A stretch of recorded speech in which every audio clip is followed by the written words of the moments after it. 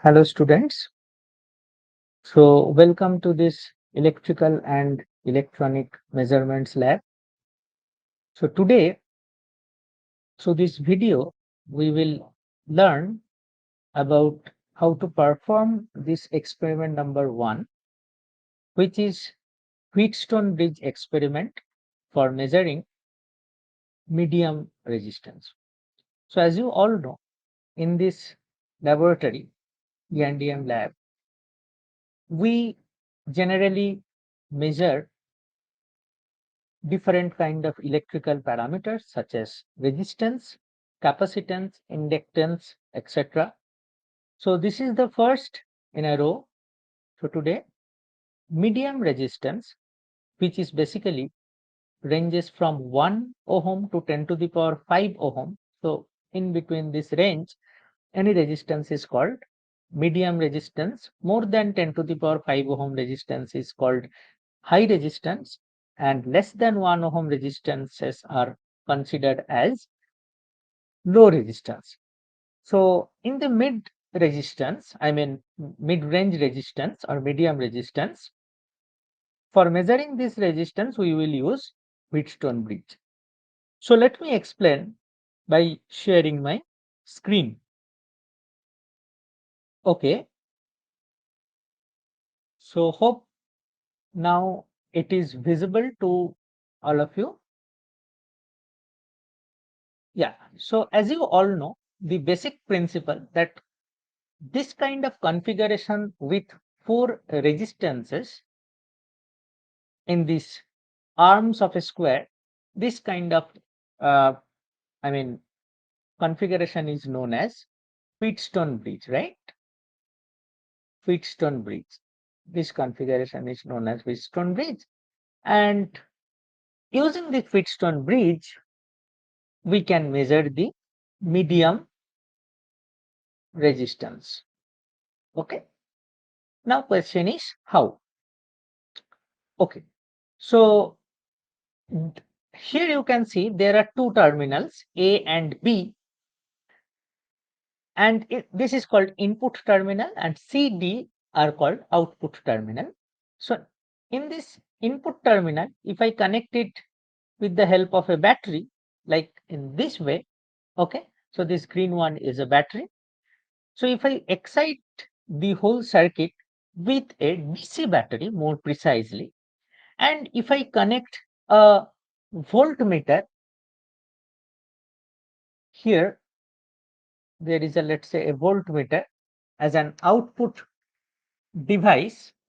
If I connect that V in output terminal C and D, of course you know, so there may be some deflection in this voltmeter. From there we can get the output. Now if my resistances are like this is P, this one is Q, and R and S. So in these ratio arms, if the resistances are denoted by P, Q, R, S respectively, then of course you must know that if the ratio of these two arms, let's say any two opposite arms, let's say P by Q, if it is equal to the ratio of these two resistances R and S, then the bridge is said to be in balance condition. And what do you mean by the balance condition? That means in your voltmeter, here in the output terminal, that voltmeter reading will go to 0. It will show you 0 volt. That means there is no voltage difference or potential difference between C point and D point. So that means voltage difference is 0. Or else you can also connect here an ammeter, which shows you there is no current passing through this terminal C and D. Okay, so both things are equivalent. Either you can connect voltmeter or ammeter. In case of null condition, you will get 0 voltage or 0 current. And this our objective is to achieve this null condition. Now consider that P and Q are the known values to you. Suppose this P and Q are known values. Let assume P as 100 and Q as 200 ohm, of course. Okay, let's say. So now you have one unknown resistance which is a bad guy like this. So this is your, you have to as I mean calculate its resistance. This is unknown resistance, and if you replace this unknown resistance with any one of the arm, let's say choose this S arm, you can also put it in R arms, not an issue, but let for without loss of generality, if we can attach this unknown resistance in this S arm, and we don't know what is the value of S, so let's say I am replacing this by X. Okay, so this X can be calculated as, from this equation, X can be calculated as QR divided by P, right? From this equation, X can be calculated as QR divided by P, or I mean P by, I mean Q by P into R. Okay. Now see, let's assume I am not actually in practice. You have to find the exact value of X. But as of now, let's say the unknown X value is, let's say 1000 ohm. Assume it. I mean, someone tells you that unknown value, what you are going to measure with this help of Wheatstone bridge is 1000 ohm. Okay. Now, see, for which value of R, can you tell me, for which value of R the null condition will be achieved? Yes, of course, you can tell me that if the X value is 1000, then of course the value of R should be 500. Why? Because to achieve null condition, you have to satisfy this criteria, right? Now, once you know that X is 1000 and P by Q is equal to exactly 1 by 2, I mean 100 by 200 equal to 1 by 2, then of course if you know X is equal to 1000, so for R is equal to 500, it will give you the null condition. So this principle is used to measure unknown resistance. So now, actually what happened, we are placing, instead of a resistance, simple resistance R, we are using a variable resistance as R. Let's say here it is a variable resistance. Okay. Now we will change this variable resistance value starting from 1 to 10 to the power 5 in this range. Okay. And if I change this value of resistance from 1 to 2, assume it is the value R is equal to 10. Can you tell me, in case of 10, when R is equal to 10, then is it in the null condition? Answer is of course not. Why? Because P by Q is equal to 1 by 2, whereas R by S, which is 10 by 1000, is not equal to 1 by 2. So that means P by Q is not equal to R by X. So there will be some voltage deflection, or there will be some current flowing through this CD terminal, correct? But once you reached from 100 to 200, I mean 10 to 100, 100 to 200, and ultimately 300, 400, and then suddenly 500, if you reach R is equal to, if you set R is equal to 500, then suddenly you guess that, oh, I mean, you observe that, not guessed, sorry. So you observe that for R is equal to 500, null condition achieved. That means 0 perfectly. Okay. So that means, you know, here it is equal to 1 by 2 and your R is equal to 500 at null condition. Now null condition means of course equal. So you can of course calculate this X unknown. So this is very simple like this, a very straightforward. So this is the whole principle of this Wheatstone bridge measurement. Now go to the simulation part and see how this experiment can be done in online platform. Okay. So for that, consider this circuit.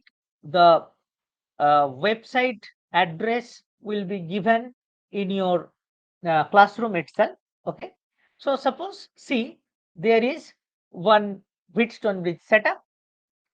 Okay, we are viewing from this angle, and see these two are the known resistance, as I have said, like PQ. Here it is written like R1 R2, no matter. Okay, R1 R2. R1 value is 1 kilo ohm, I mean 1 into 10 to the power 3 ohm, and R2 is 5 kilo ohm.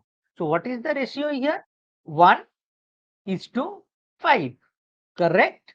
Now, for example, it uh, is it in null condition? Because this is the ammeter, they have used ammeter here. Is it in null condition? No. So here is the variable resistance R3. So we can change the value of resistance, and this is unknown resistance. You have to calculate. We don't know what is exactly value of this one. So we can change this value of this resistance by sliding this one. Okay, and if you slide this stuff, then your value is now it is 85 kilo ohm. It is at this position. This value means 85 R3 equal to 85 kilo ohm, but it is not null condition. So you slide this along this path and check where the null condition is. Now see, my ammeter pointer starts moving towards 0. So that means we are in right direction. And yes, this is the null condition.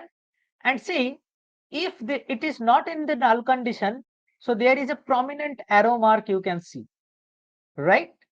Now, if I move on to here and set it to 10 kilo ohm, then this arrow mark disappears. That means there is no current flowing. So this is 10 kilo ohm right now. So can you tell me what is the value here? Of course, it is 5 times, because here it is 1 kilo ohm, its 5 times is 5 kilo ohm. So here now it is 10 kilo ohm. So of course it's 5 times equal to R4 equal to 50. And this calculation is also given here. You see, 5 into that is what we have seen here. X is equal to QR by P. Exactly it is written over here in this term.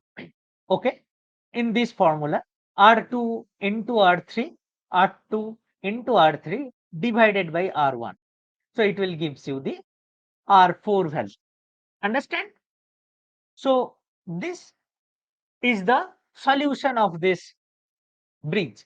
So what you have to do in this basic experiment, you have to first note down these two value, because you have to write it in a table format in your lab copy. So first you have to take these two value, note down these two value. For different students, these should be different actually. Okay, if you rerun the program, it will be a random value. Okay, so R1, please note it down 1 kilo ohm, R2 note it down 5 kilo ohm, and R3 you have set it as 10 kilo ohm so that the null condition achieved. So R3 is 10 kilo ohm. So R4 column will be calculated as 50 kilo ohm, third column, and using this formula. Okay, you have to write this formula R2 R3 by R1. So you know R1 R2 R3 value. R3 basically measured value, I mean this variable resistance value, and you can calculate R4. Okay, so in practice, while achieving this null condition, it is not possible always to get a exact value like at 10 kilo ohm it is null position. No, there are some errors are there, minute fractions of fluctuations are there in ammeter readings. So that's why it is not so much accurate. But in this virtual platform, since it is software based, we are getting exact value like 10 kilo ohm, and directly you are getting 50 kilo ohm. But in practice, it will not be the case. I'm just mentioning for your knowledge. Okay. So I think you have understood how to perform this. Now, once you have done this, one set of reading is ready. That means R1, R2, R3, R4 set is ready. Next, click on this reset button. And if you click on this reset button, see now every time if you reset, then R1, R2 value will be changed like this. You can see R1 is now 5 kilo ohm, R2 is also 5 kilo ohm. That means 1 is to 1. And you have to do the same experiment once again. And for that, you have to find out the null position. At the null position, exactly perfectly, where is the null position? If you fix it null position, automatically answer will be given like 86 kilo ohm. And since it is 1 ratio, so now it is 86 kilo ohm. So the answer will be again 86. So you know, you understand, I guess. Okay. So this is the way you have to perform. Now, at the writing part, experiment number 1, date of experiment, today's date, date of submission, whenever you will submit within a week, that date you have to give here. Student name, roll number, section, name of the experiment is given to you as a title. Equipment and software required, you have to write the website, this one, this website, this website URL you can mention here. Okay. Next, theory. In this theory part, what you have to write? In this theory part, you have to write this equation P by Q and is equal to R by S and its derivation. Please remember, what is P by Q is equal to R by S and how, what is the derivation of this equation you have to write in this theory part. Wheatstone bridge, it is used for medium resistance. What is the range of medium resistance and how the circuit diagram looks like? You can put it over here. I mean, you can alter these two things also if you want, but okay, don't alter this circuit diagram, mentioned as it is. And when you draw a figure, just mention caption figure 1 Wheatstone bridge circuit, figure 2, if you add multiple figures, figure 2 Wheatstone bridge circuit or some Kelvin circuit, something like that. So whenever you add a figure in your report, of course, don't forget to mention its level. Okay. So circuit diagram part is clear. You can draw it in a pen and paper and just upload it, provided your roll number and name should be mentioned in that scan copy. Or you can take any diagram. I mean, you can take any diagram from internet and explain it in that way. That is also possible. Okay. Now procedure. What is the procedure? You have to write these steps only. That means what you have done here blindly, you have to write in that way. Step 1, you have to, I mean, slide this resistance or slide this bar to fix the resistance so that the null condition achieved. Step 2, you have to calculate this and to find out 86 kilo ohm as it is. Okay. And now observation table, here there will be 4 columns or 5 columns maybe. First column serial number, second column R1 value, third column R2, R3, and the last one is calculated R4. That is your calculation. Okay, calculated R4. That's all. So this completes the whole table. You have to take, remember, you have to take at least 3 to 4 readings. At least 3 to 4 readings, and after that write your conclusion in your own words. So that is the overall about this experiment. And you have to perform this and write this report and submit it within 1 week of today's date. Okay. So thank you.